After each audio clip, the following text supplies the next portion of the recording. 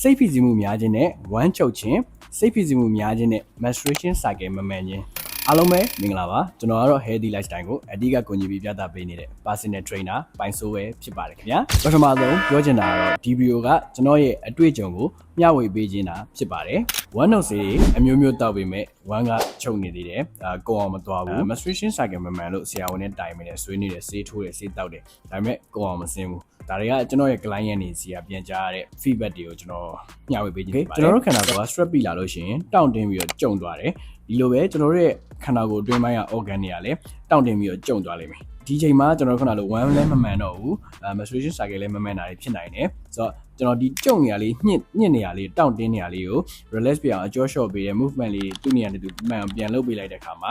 relax ဖြစ်သွားတယ်ပြန်ရော့သွားတဲ့အခါမှာအတွင်းထဲကခန္ဓာကိုယ်ရဲ့ညှစ်အားလေးလည်းပြန်ပြီးတော့ပြည်သွားမယ်ပြည်သွားတဲ့အခါမှာခဏလို့ one မှန်တာတွေ